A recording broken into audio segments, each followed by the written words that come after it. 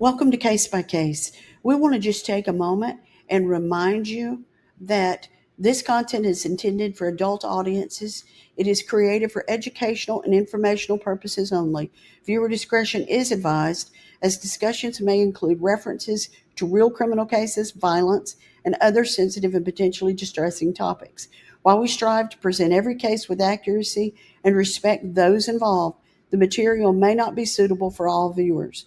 Please proceed thoughtfully. And remember, if you need to take a step back, if you find something that concerns you, if you find it to be triggering and you need to take a step back, please do. You can join us whenever you're ready to come back. We'll leave the light on.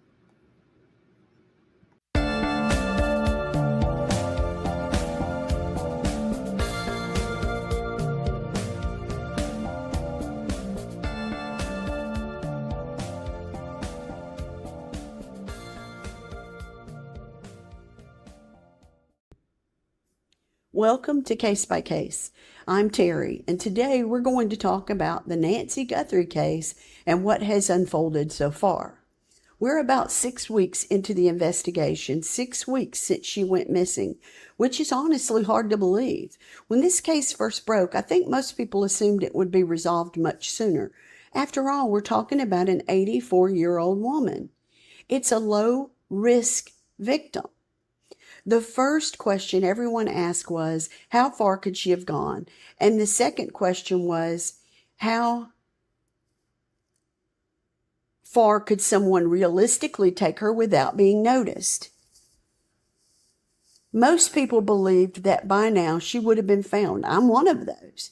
Even if the outcome had been tragic, many expected that investigators would have located her by this point, but that hasn't happened. And that's in spite of a number of efforts by the family, by law enforcement, and by countless online sleuths who've been following the case from the beginning. So I want to break down what has happened week by week, leading us to where we are now. Now, I'm not going to cover every single detail because a lot has happened in 6 weeks, and quite frankly, I can't keep up with all of it. Instead, we're going to focus on what I consider the key events and the things that really shaped the direction of the investigation. The first week she disappeared. Nancy Guthrie was last seen January 31st at her home. Later that evening, she'd been visiting her daughter and son-in-law. At some point later that night, they brought her home. Some reports say they simply dropped her off, while others suggest they may have walked her inside.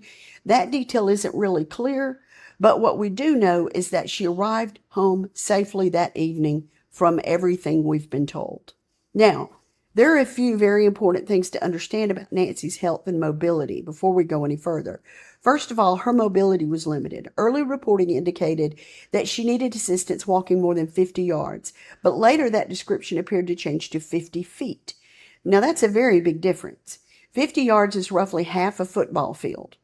That's a fair distance, but still manageable for most people. But 50 feet is a completely different animal altogether.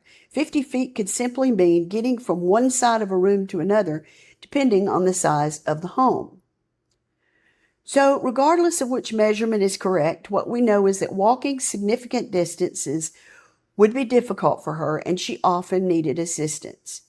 Another vitally important detail is that Nancy had significant hearing loss and wore hearing aids. That matters because people generally remove their hearing aids at night before going to sleep.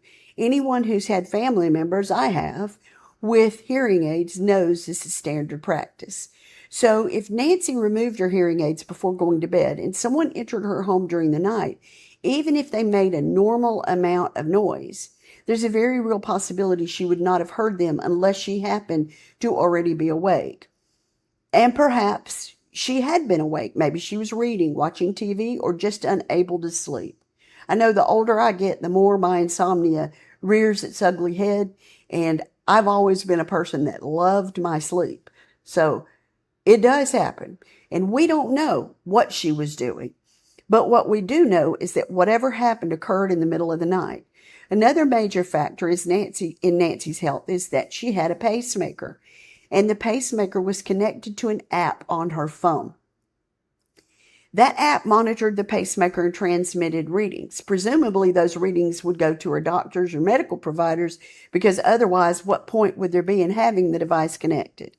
At some point during the night, that connection stopped transmitting data. That moment in time is incredibly important in the investigation. Technology like that can sometimes help investigators narrow down a timeline, and in this case, it may represent the moment when something went tragically wrong. Now, Nancy was reported missing the next day, February 1st, around noon, when family members were unable to reach her. What triggered that concern was actually part of her normal Sunday routine. See, Nancy regularly attended an online church service every Sunday morning, and she got together with a group of people and they watched it on television or on a computer. I'm not sure which. Because of her age and mobility issues, she didn't physically attend the church, and it was in New York. So she would go to a friend's home to watch, and sometimes they would come to her. And she joined an online service, reportedly the church that her daughter, Savannah Guthrie, the well-known journalist from the Today Show, which is what made this show so unique and high profile, it reportedly is from the church that she attended. So she would get together and watch with friends. But this was something she did regularly every Sunday. So when Nancy failed to show for that service, her friends became concerned and they contacted local family. Family notified law enforcement, and when police arrived, several alarming things were discovered. First, the doorbell camera had been removed. Second, investigators found drops of blood on the porch, and they noted there was also signs of a struggle. Later, investigators were able to recover the video footage showing a masked man standing on the front porch with a gun. A lot has been said about the masked man, what he wore, what gloves he wore, what he did, and the strange way he was carrying his gun. He was wearing dark clothing and carrying a black Ozark Trail backpack, which many people have traced back to a brand commonly sold at Walmart for around $10. Investigators estimated the suspect's height to be between 5'9" and 5'10", but this information did not come out immediately. One of the reasons for the delay is that the camera system was not properly syncing to the cloud. Apparently, you had to have a subscription. I know on our cameras, you do have to have an active subscription for them to sync up to the cloud service that's provided by the company manufacturer of your camera system. So it wasn't syncing to the cloud, and the investigators had to work with technology companies, I think it was Google or Amazon, to retrieve the footage directly from the servers. Another key piece of information investigators released was the timing of the pacemaker signal. The pacemaker app stopped transmitting data at approximately 2:28 a.m. This moment could represent a crucial turning point in the timeline because, think about it, it can indicate that this is the moment Nancy's phone was separated from her, because they did find it left behind. And this could indicate that something happened that interrupted that device's communication. Was this when she was maybe removed from the home? One investigator realized they were dealing with a potential abduction, and there was a massive law enforcement response. The home was initially treated as a crime scene, then briefly released, and later treated as a crime scene again, and only recently has been released again to the family. But this initial releasing it and then going back again is something that has generated a great deal of criticism from mainly retired detectives and investigators who've been analyzing the case online. Now, a lot of those investigators have a lot of knowledge about cases like this because they were in homicide divisions for 20-something years. Authorities conducted a neighborhood canvass, and they talked to residents, and they were looking for other surveillance footage. Eventually, at some point, the FBI joined the investigation. As the case gained attention, the media coverage exploded, and Nancy's daughter, Savannah Guthrie, again, the host of the Today Show, issued a public appeal outside alongside with her brother and sister. I'm sorry. She did do one outside of the family by herself later, but this first one included her brother and her sister. Savannah was the one who spoke the most during that statement, which really makes sense because she works in television and she's accustomed to speaking publicly on camera. But it was clear from that message that the family was heartbroken. Savannah appeared to have been crying. Her siblings looked equally devastated. Possibly they were in shock and overwhelmed by what had just happened. No one expects their mother, especially at that age, to go missing and cannot be found quickly and without a trace. So we moved into week 2. Now, week 2 really started to change the tone of the investigation for a while because there were ransom notes and early search efforts. This was kind of a beginning of a chaotic period in the case because I think in the first week, most people thought, okay, that's really sad, that's really tragic, but we're going to find her. She may or may not be alive. But in the second week, ransom notes started appearing in the media, and oddly enough, they were going to one of the places being TMZ. TMZ is primarily an entertainment news outlet, and they typically cover celebrity news, which may be why they were brought into this case from a ransom note. They typically cover entertainment stories and pop culture, but they reported that they had received ransom notes connected to the Nancy Guthrie case and that those notes had been sent specifically to them and possibly a few other media outlets.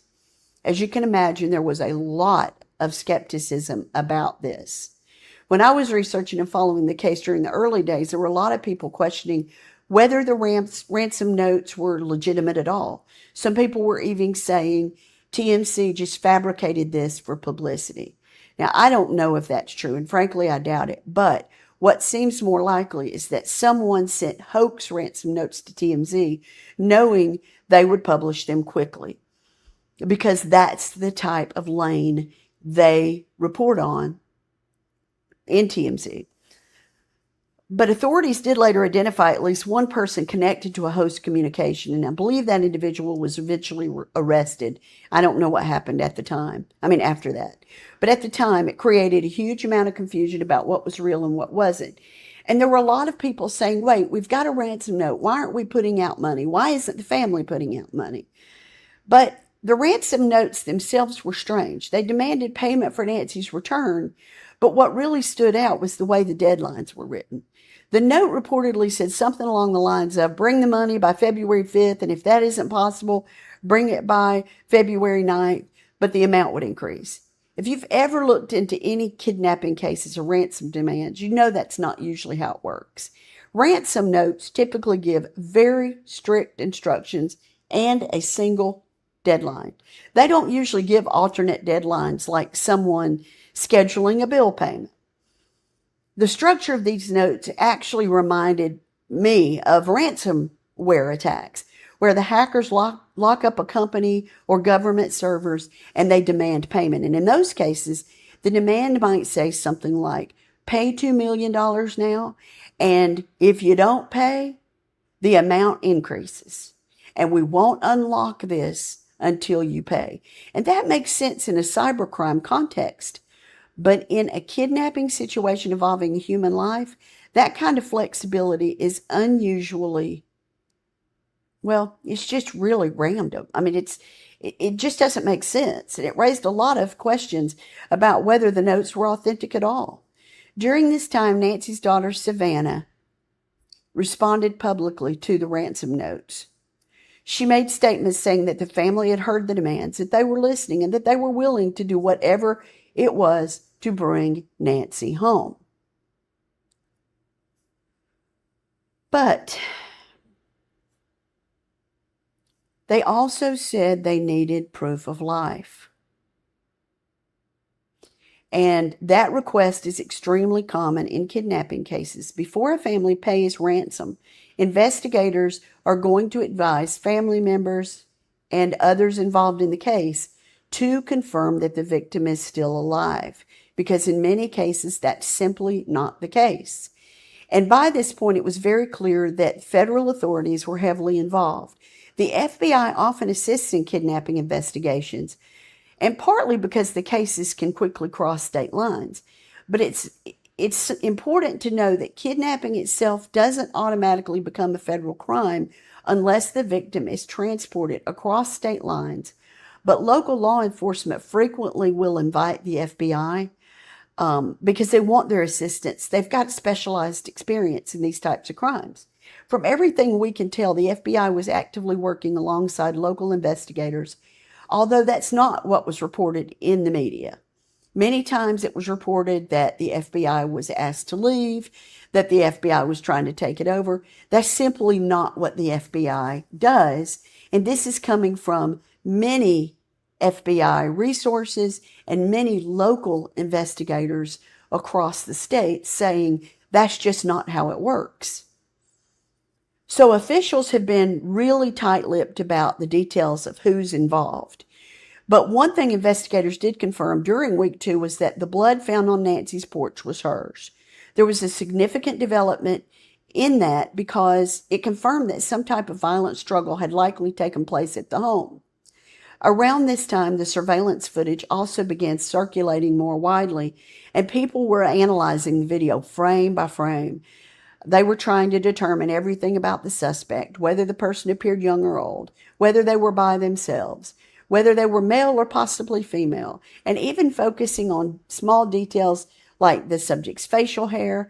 Some observers claimed the suspect appeared to have a mustache, and they even noted there seemed to be a small gap between the mustache and the upper lip. It was this level of detail people were really honing into. Even professionals, former detectives and analysts, started weighing in online with their interpretation of the video. There were people doing body language studies. Meanwhile, investigators were conducting very thorough property searches around Nancy's home.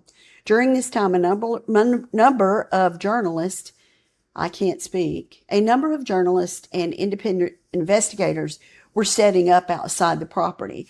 If you watched anything online, you noticed that there were a large number of reporters like Brian Enton from News Nation, and he deserves some credit for consistently reporting updates on this case.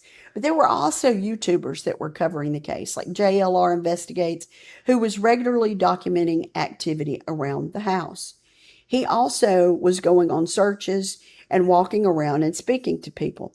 Now, I don't know whether having that many cameras around helps or hurts the investigation, so I'm not going to, lay blame to anybody for doing this or say, hey, it's great. But one thing it does do is it gives the public a clearer picture of what's actually happening on the ground. And because people were documenting things, we were able to see some of the search efforts investigators were conducting. And authorities searched the backyard, a septic tank, and a manhole located behind the home. When people first heard about the septic tank and the manhole, there was some confusion. They were asking, why would investigators even search those locations? Nancy obviously would not have climbed into something like that herself. But the investigators weren't necessarily looking for a person. They could have been searching for evidence. They might have been searching for a weapon, for bloody clothing, for anything discarded or left behind. Anything that was discarded after the crime. In some cases, investigators will check plumbing systems to look for blood and other biological evidence that may have washed away, so that these searches may look unusual, but they're actually part of a larger investigative plan. And we know from other cases that sometimes these do lead to evidence. If you think of the backyard searches that were done in the Lori Vallow case, where they found the children's bodies on the Daybell property, on Chad Daybell properties. Every time I think of them, I can't think of their names right off. I just think the crazy people, because they were just so out there and horribly, horribly violent. So they could be searching for evidence. And they also can be searching for unusual things, disturbed ground, or anything like that. Another development during week 2 was the involvement of Border Patrol resources. Now, I'm going to take a minute and talk about this because Border Patrol deployed tracking dogs and specialized equipments like drones to assist in the search.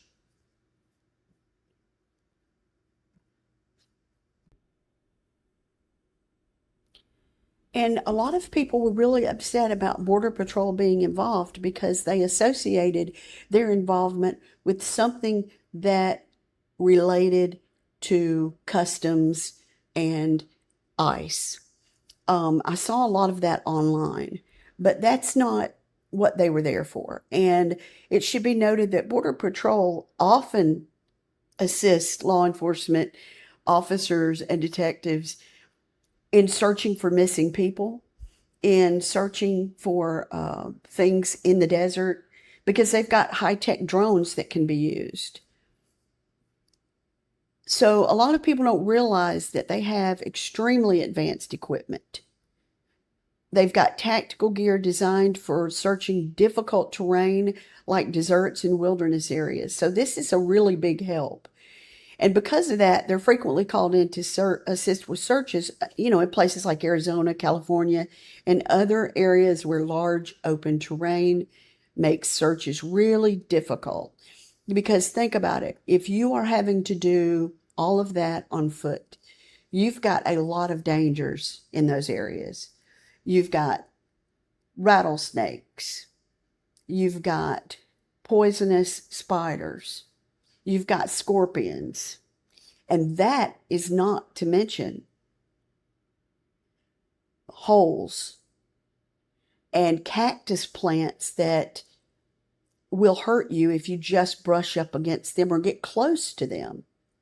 So there's a lot of dangerous things in the environment itself out in a desert area.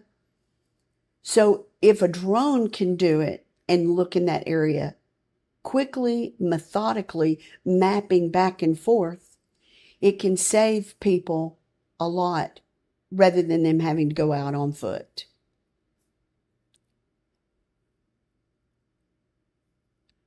The involvement with border control in this case had absolutely nothing to do with immigration enforcement or anyone over in Mexico.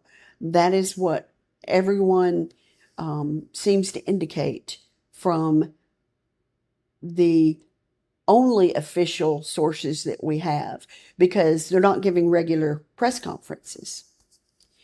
Now, meanwhile, the tip line was absolutely flooded. Investigators were receiving thousands of tips, and while some of those may have been helpful, some of them weren't, because you're going to have your nutcases that call in and just want to get attention.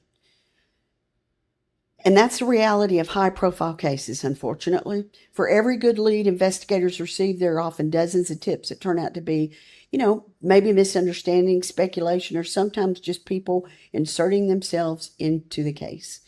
Unfortunately, detectives still have to sort through every single one of those in order to make sure they don't miss something important.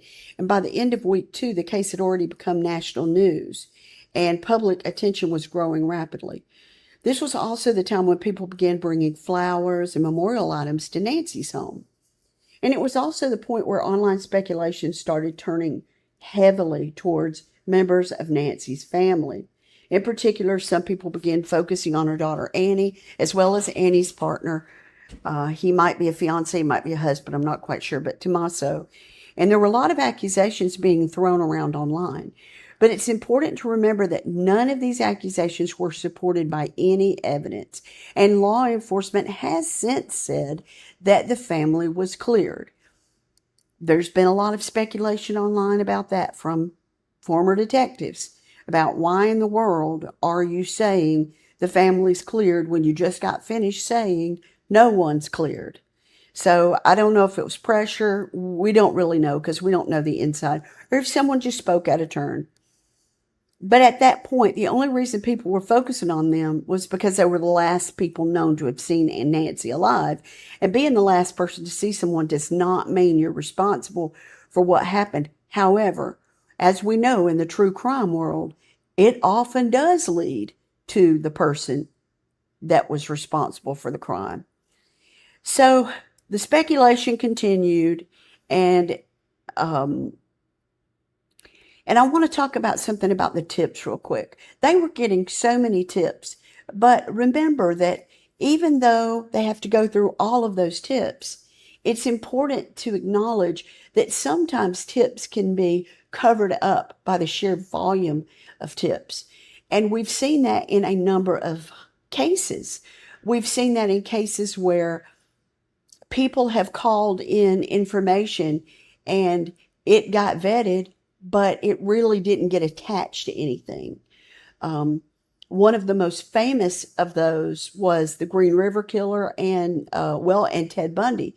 Many people called in both of those individuals, especially Bundy, but law enforcement did a pass over him and said, no, there's no way it can be him.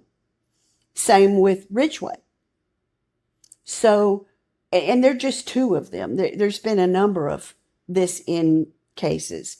So it is going to happen. You're going to have people that are called in that ultimately are the right person. You know, when that video surfaced, there's going to be people calling in saying, you know what, I recognize that walk. I recognize that person. I recognize those eyes. But sometimes that's all you have. And if that's all law enforcement has, there's not really anything else they can do until more comes along, and maybe they review that again later. So it doesn't mean they don't have the right tip. It just means it hasn't been lined up yet. So in week 3, I don't think anybody expected the investigation to be where it was. I think most people believed, I did for sure, that within a couple of weeks at the most, there would have been some major breakthrough. Either she would have been found or investigation would have, found some sort of suspect. But instead, week 3 just brought more questions than answers, and more people moving to the street where Nancy lived and camping out. And one of the developments during this time involved additional surveillance footage. Investigators reported there was a video showing a vehicle speeding away near the time of Nancy's disappearance. But we don't have a lot of information about that vehicle. They haven't confirmed her description, no clear timeline, and no indication of whether investigators believe it's truly connected to the crime. I don't know why they would not release that, because it was the release of that information that led to Brian Kohberger. They had other information as well, but that vehicle was instrumental. So I'm not quite sure if they don't believe this is involved, if that's just a rumor, or why they haven't released it. Another development was the detention of a man in Rio Rico. Now, they detained him as part of the investigation, but he was released without any charges. And after he was arrested, you may have seen on the news, there was a woman who identified herself as his mother, but I think she was actually his mother-in-law. And she spoke to reporters about how there was no possible way he could have been involved. She said he'd been with a family and that the accusations made absolutely no sense. And after they released him, the man himself spoke publicly about the experience several times. Investigators have made it clear there's nothing linking him to the case, and no charges were filed.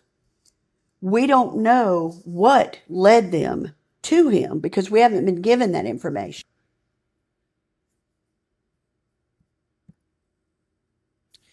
So one of the things that's rather sad about this is that after his arrest, he's talked on the news regularly about how this has affected him.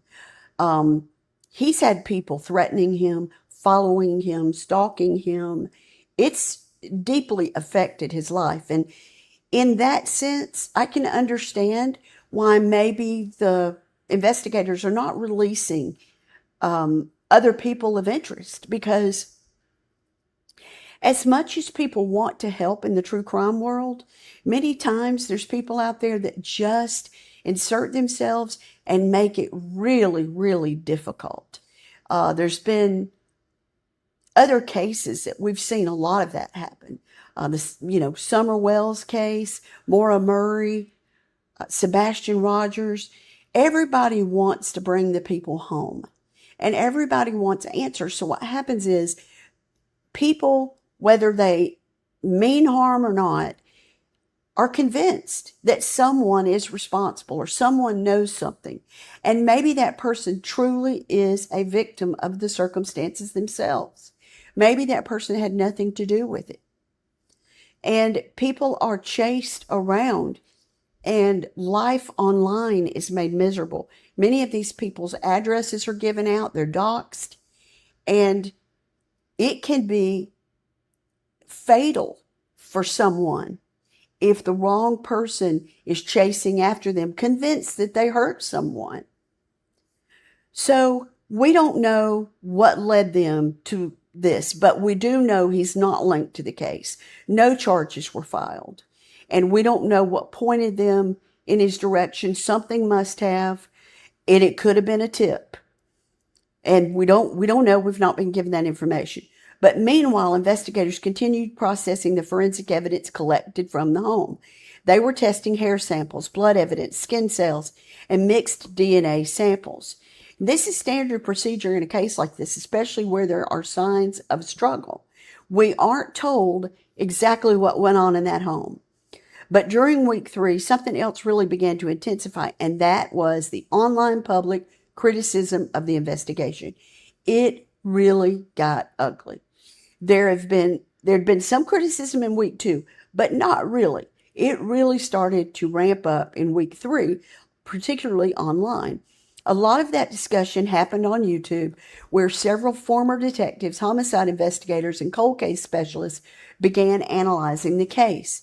And these weren't just random commentators. These are, many of them, people raising questions, had decades of investigative experience. Many were retired detectives. Many were former homicide detectives. Others worked specially on missing persons or cold case units. Their biggest concern centered around how the crime scene was handled in the early hours of the investigation. And their concerns were, why wasn't the entire neighborhood immediately locked down once blood was discovered at the scene? Why wasn't the home locked down and stayed locked down? Why were so many people allowed to come in and out of that neighborhood, up her driveway? Why was there a pizza delivery person allowed to come to her door? Why, one of the other questions was whether the search warrants were obtained quickly enough. And perhaps the biggest concern was whether the entire crime scene itself may have been contaminated. A lot of these online investigators pointed out that people appeared to have been allowed in and out of the house early on, possibly including family members, even after blood had been discovered on the porch, and that is very concerning. There were also questions about physical evidence outside the home. For example, some observers noticed there was a welcome mat on the porch, and it appeared to remain in place, and it should have been taken for potential evidence. There were also reports of tracks that appeared to lead toward the garage, which raised questions about whether someone may have entered or exited through that area.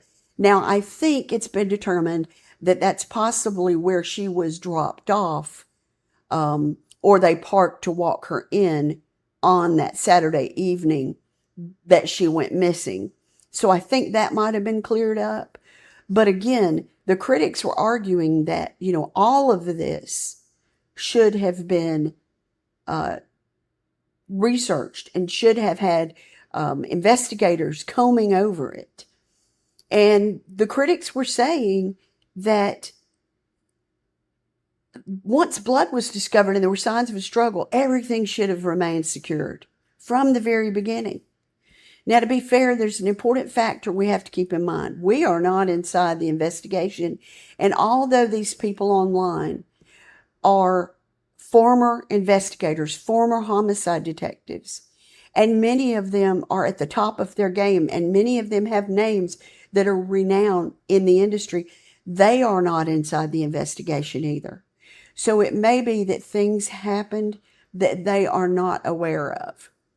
and they just, may not have the information and so they're saying, this is what we would have done. We didn't see this happen.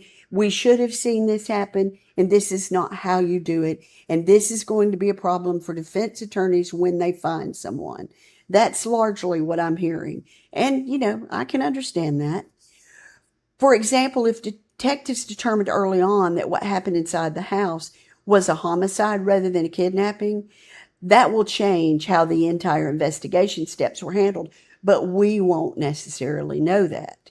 I hate to even say that out loud, but it's a possibility that investigators started from that point and we don't know it. And if they believed from the beginning that she'd been killed inside her home, their investigation approach would look very different than what we think. And it would look different from if they believed she'd been taken alive and could still be rescued. But because we're not inside the investigation, we just really don't know what investigators saw inside the home. Another criticism that's been circulating online, starting with this week, week 3, was how information was being communicated to the public. A lot of commentators, and I know some police officers personally myself, who have stated that the sheriff should not have been acting as the primary spokesperson. There should have been a public information officer, which is commonly called a PIO. The officers that I know personally have said, you never have the top dog updating the press and updating the public that way. You need to have somebody that's got that specialized training to do it. In many departments, especially high-profile investigations, a PIO almost always handles media briefings, so investigators can just focus on the case. And usually the top people, like the sheriff or the police chief or whatever, typically worries about managing the command staff and, unfortunately, handling the politics that are always going to be present in a case like this. So it's somewhat unusual, though not unheard of, that the sheriff or the chief would personally deliver so many of the updates. And, that's another complaint. People are always saying there's a lack of regular updates. Typically, in a case of this magnitude, you will have regular updates. You'll have a PIO coming out and saying, hey, on Tuesday, we're going to do a 2:00 update. Hey, on Thursday, we're going to do it, whatever. But that's not happening. So there's a lot of people feeling really disconcerted about this case. And the reality is that investigators don't really owe us public constant updates. They really don't owe it to us. Their responsibility is to the victim and the victim's family. And if releasing certain information could jeopardize the investigation, they may choose to hold that information back. We know that almost every investigation has some holdback information. Now, like many people following the case, I personally prefer to have more information than less. But at the same time, we've got to remember that the investigators are still working an active case, and they may not feel like there's a point right now where they can release anything. Sometimes silence means they are protecting something important. We've seen cases many times. Think back to when we think nothing's happening and then bam, there's a break in the case. So by the end of week 3, the investigation had reached a strange place. Detectives were still processing evidence, still following leads, and still receiving tips. But public frustration was growing and turning on them. Meanwhile, online commentators, YouTube channels, and news media outlets remained camped out in front of the home. And many of them were going back and forth between the home and Annie's home. Before I move into week 4, I do want to mention one thing. They did take I meant to mention this in week 1. They did remove a vehicle from Annie and Tomas's house. And that caused a lot of discussion online. Detectives online were saying you don't remove and hold on to a vehicle for a month or more when there's nothing to comb through. You go through the vehicle, you put it back together, and then you give it back, unless there was some reason. We don't have a lot of information about that. So I don't know. I have not been able to confirm from official sources whether it has been given back or they still have it. I heard one news source say they were told that the vehicle was put back together and given back. I heard another one just this week say they're still working on reassembling the vehicle to give back to the family. So I don't really know. But now we move into week 4. And at this point, the media presence is still very large. There's still reporters, independent investigators, YouTubes, really a mix of people all gathered in the area trying to follow the case. Some of them were simply stationed outside the house, waiting to see what investigators would do next so they could report on it. Others were actively searching areas themselves, hoping they might stumble onto something that had been overlooked. Some reporters were driving back and forth between Nancy's home and Annie's home, trying to see who might be there. There was just a lot happening. And the truth is, everyone wanted to be the person that helped solve the case. And the public often helps by giving tips, but it's usually not the online community that solves cases. But during week 4, something important happened on the law enforcement side. They began refocusing their resources and shifting the case to a smaller investigative team. At first glance, this can sound concerning. When people hear they're scaling down, they sometimes, say, well, they've given up, they're losing momentum. But I don't think that's the case. From everything that I've looked at and listening to former detectives and just watching what's going on, it sounds to me like investigators started off collecting everything and searching. They're searching for answers. They're searching for clues. They're searching for her. They're searching for the suspect. They're collecting evidence. They're collecting camera evidence, phone evidence. But at some point, they've got to go back and say, let's look at everything we searched, collected, videoed, and everything we've got. And let's look at our results of our canvassing, our results of the interviews. Let's look at the tips. And because everybody can't be doing everything at once. So you might have 400 plus investigators, but most of them might be out collecting information because time is of the essence when you are looking for someone. But now, after a period of time, or maybe there was something that happened and shifted it, they bring it all back and say, we've got to start running down the leads. We've got to process the tips. We've got to go out and interview more witnesses. And we've got to start combing through it and analyzing everything we've collected and going back to those people that need to be talked to again. So in other words, they have to stop gathering at some point for the most part. They'll never stop looking long enough to actually study what they've collected. So the idea behind shifting to a smaller team is that a group of detectives can now focus intensely on the evidence. This is where they're going to bring in specialized people that they might have already brought in, but now they're going to really provide them with everything they've got and say, we've got to put the pieces of this together. It also, and I've learned this from detectives, both that I know and from my research and listening and watching, there may be something that was found. And that is a key, not necessarily the key, but a key to putting all the rest of the pieces in place to go after the next warrants that they need.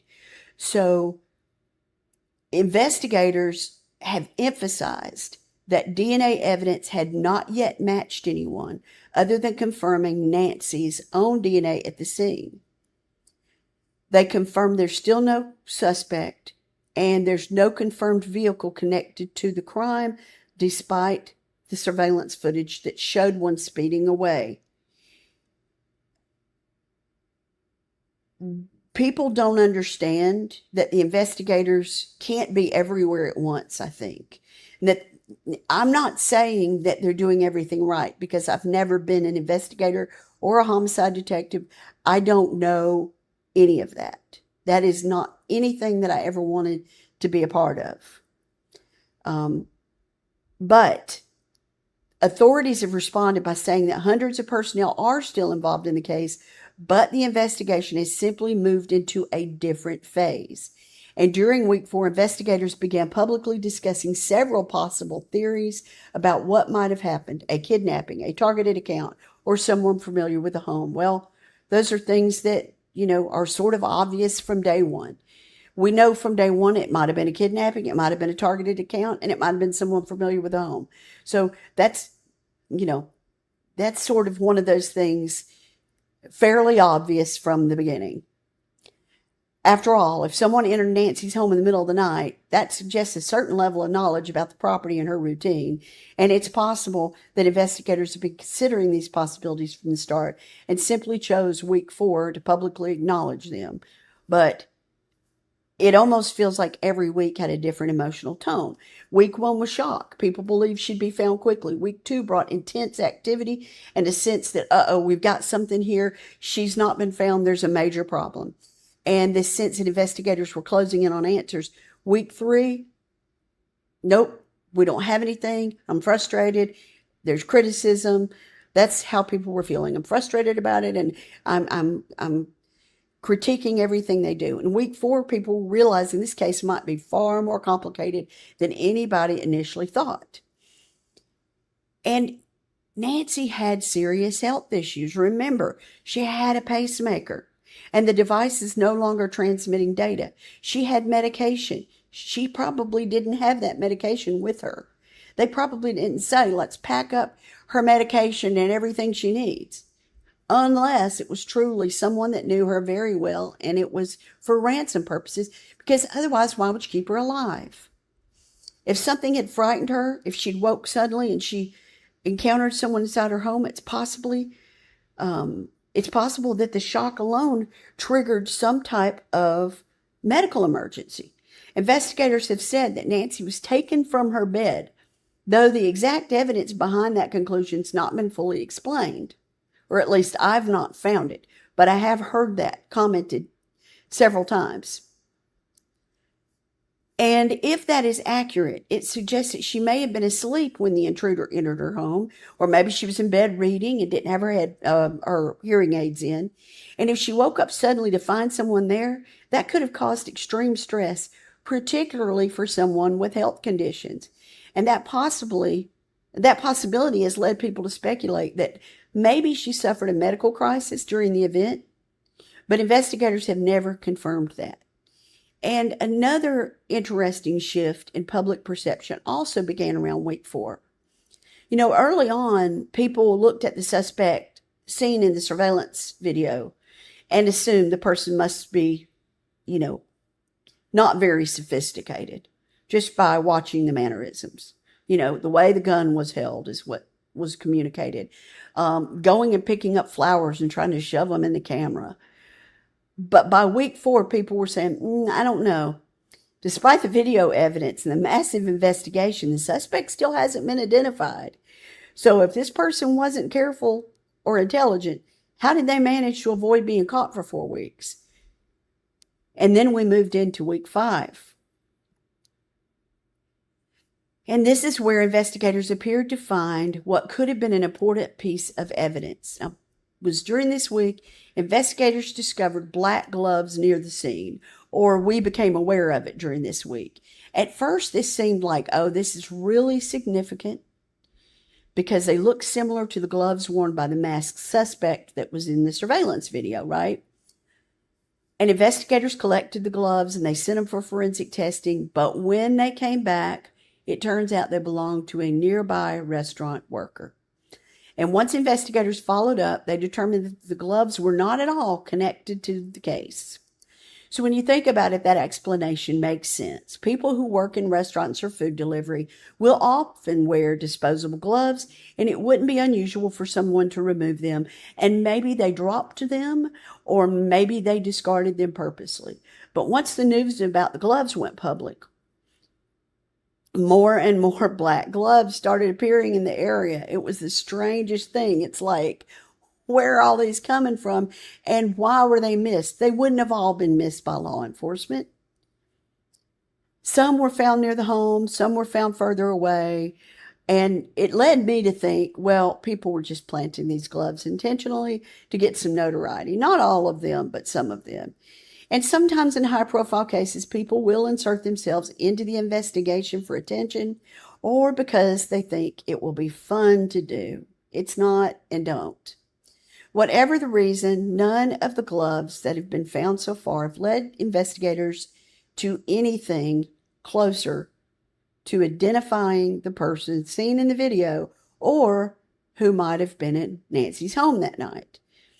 Meanwhile, investigators are continuing to work through DNA evidence.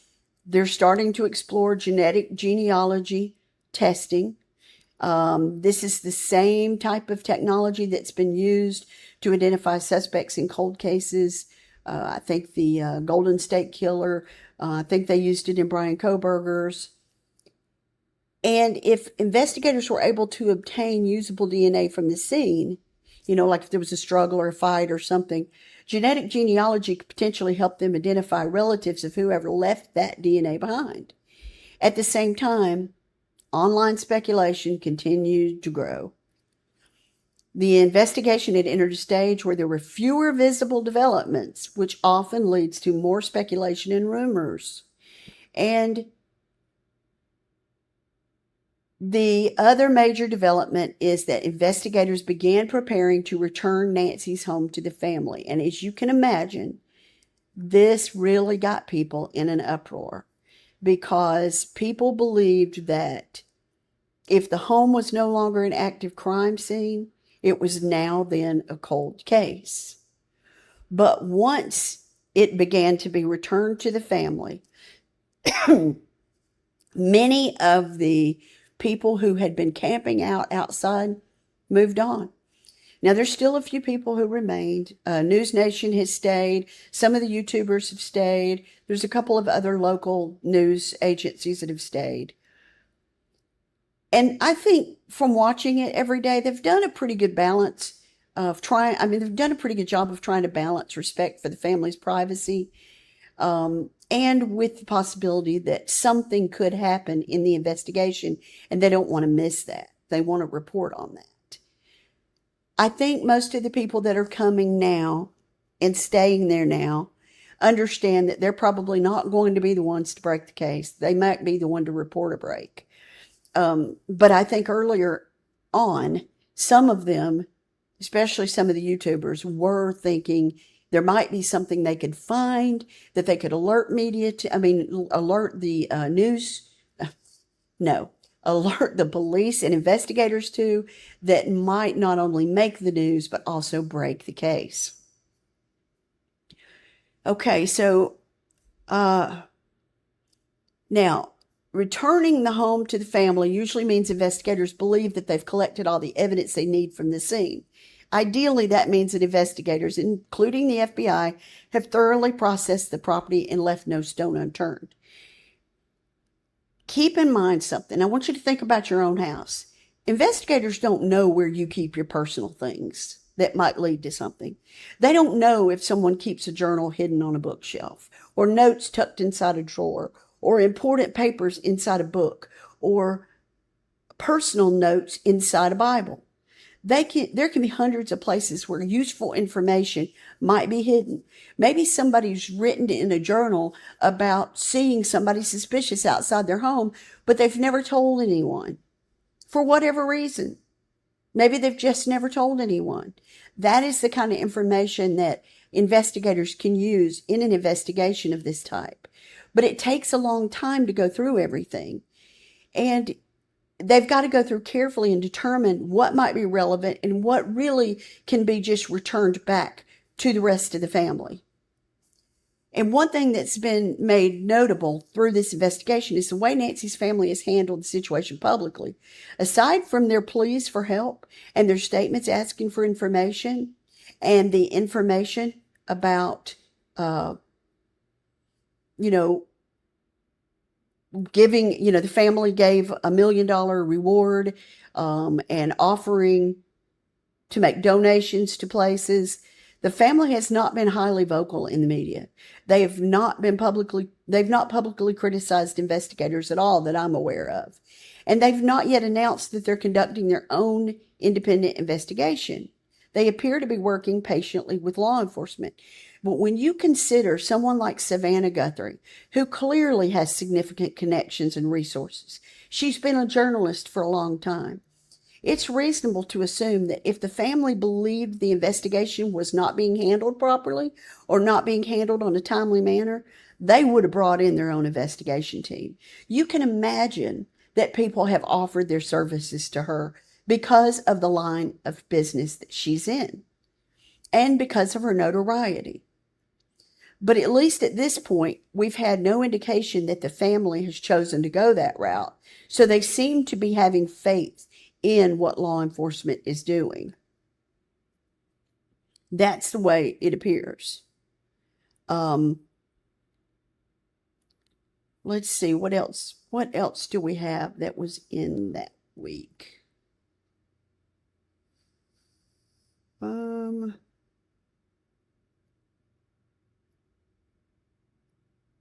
Okay, so the other things we had people that were continuing to criticize about the gloves, people that were, there's a lot of criticism in this case, it just continues on and on.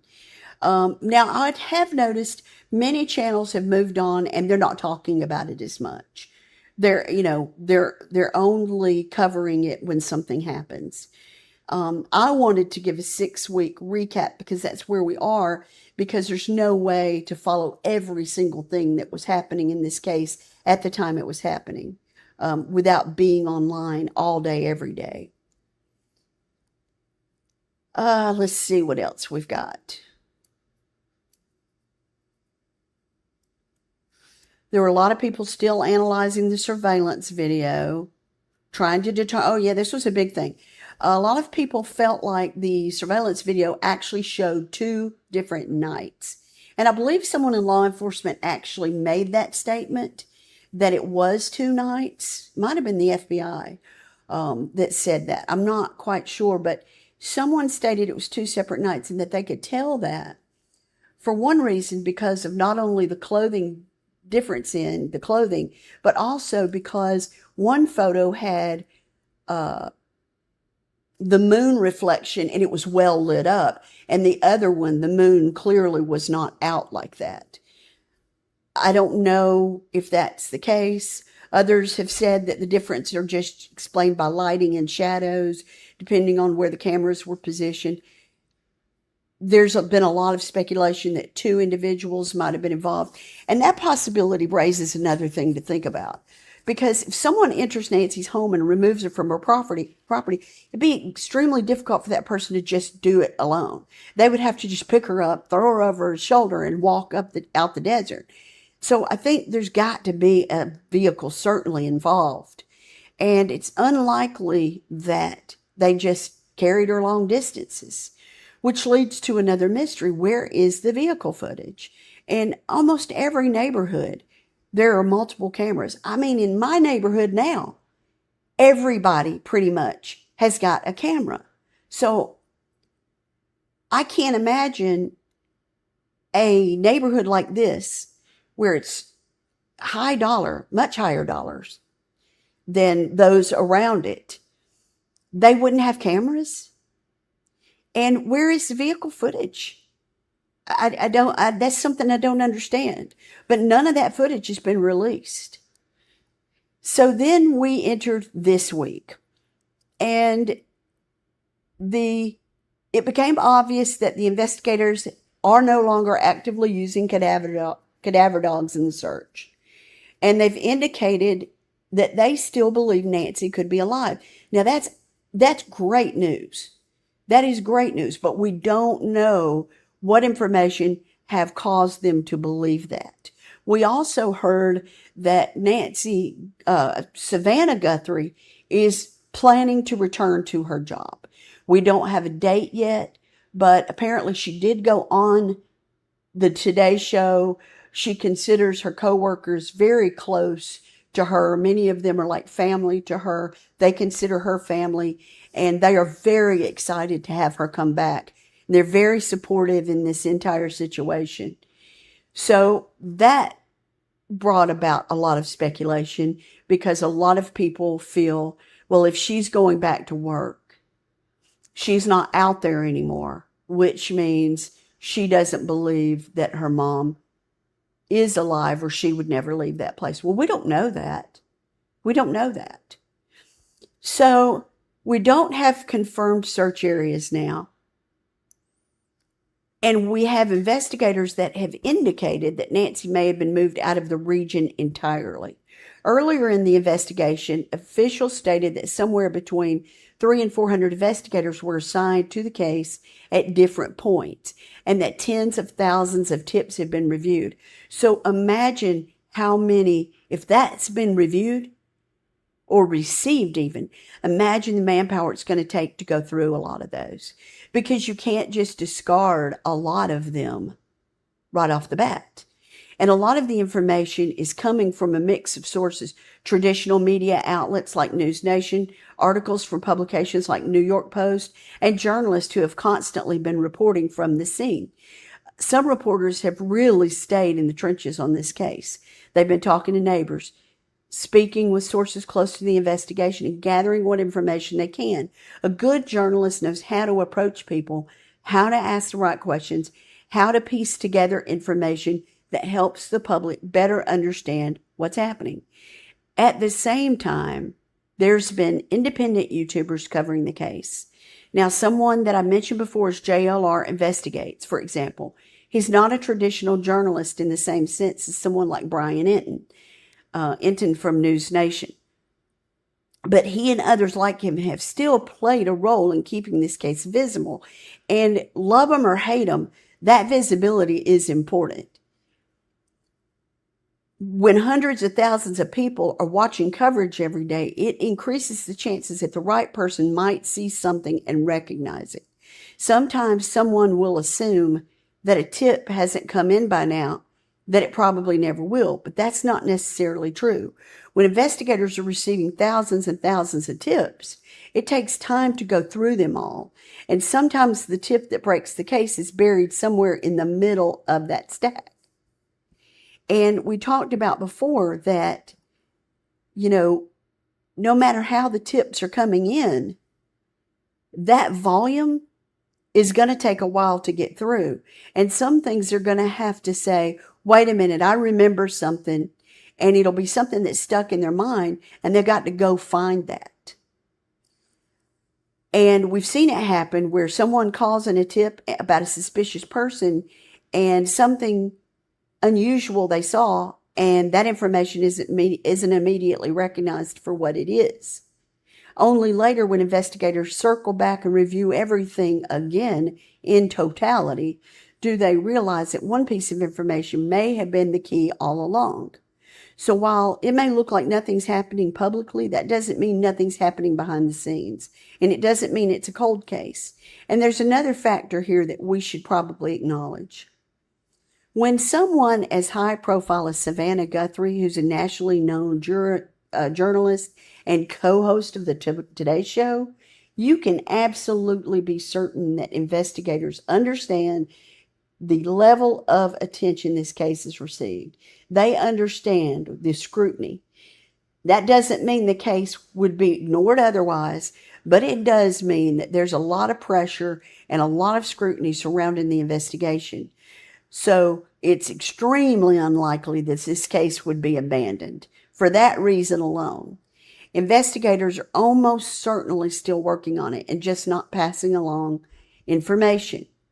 And as we reach the end of this episode, there's still several major questions that I want to bring to light.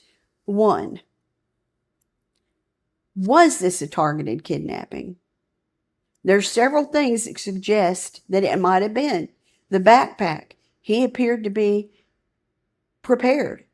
The cameras were disabled. If the individual was carrying a backpack, which would have been used, if Let me back up. The individual was carrying a backpack, but we don't know what was in the backpack. And if the backpack was being carried to have those tools of kidnapping, maybe a tarp to carry her in, anything along those lines, that would indicate that they had prepared. The suspects seemed to understand where cameras were located and how to approach the home. Well, I say that, but then that one appeared to not know for sure that there was a camera that worked there. So is it perhaps that the person knew there was a camera there, but was given information from someone that the camera was not active? And maybe that person thought not syncing up to the cloud meant it wasn't active. But in reality, the camera was active.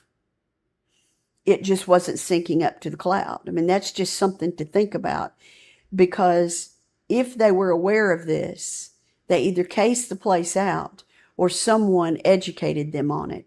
And that someone would be someone that's been there before. The suspect also did not seem to use any forced break-in methods. That raises again the possibility that the person may have known something about the home's layout or Nancy's routine. And if you don't have a forced entry and you have someone that seems to know where things are, that tells you a lot right there. And I'm sure the investigators have even more that tells them things.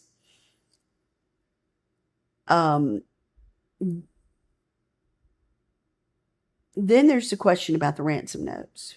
In most kidnapping cases involving ransom demand, there's usually ongoing communications between the kidnappers and either the victim's family or police, law enforcement. But in this case, there's been no confirmed follow-up communication that we have been told. And it's still unclear whether the original ransom messages were legitimate at all. Another possibility that investigators may have considered is whether the suspect might be local. Someone familiar with the area would know the routes in and out of the neighborhood, understanding the timing of the activity, and be aware of camera placements along the route. I think it's highly probable that the suspect is local. I think it's highly probable that it's someone that knew her routine, had come to her home before, maybe someone who was at one point in her home working or cleaning or doing something, a skilled worker of some sort, and then spoke to another friend, and that friend said, you used to work over there. I bet there's money. Let's go do this or that or the other. It's highly possible that that is something that happened. It seems like that would be broken quite early, but we don't know how sophisticated those people are. So 6 weeks into this investigation, here we are. No arrest, no confirmed suspect, and no confirmed location of Nancy Guthrie. And cases like this are going to hinge usually on one critical piece of evidence. It could be that security camera clip. It could be a phone signal. It could be someone recognizing the backpack, or the way the person walks, or the way their body moves. Sometimes it's the smallest detail that breaks a case wide open. And that's one of the reasons that we continue to talk about these types of cases on our show. Not just because they're out there and because they're true crime. And it's not just this case. There's many missing person cases happening across the country. Because somewhere, someone often knows something. Someone may recognize the person in the video. Someone may recognize who that individual is, recognize the clothing, the way they walk. One tip can make a difference. And if you have any information related to this case, please report it to the appropriate authorities. And thank you for listening to Case by Case.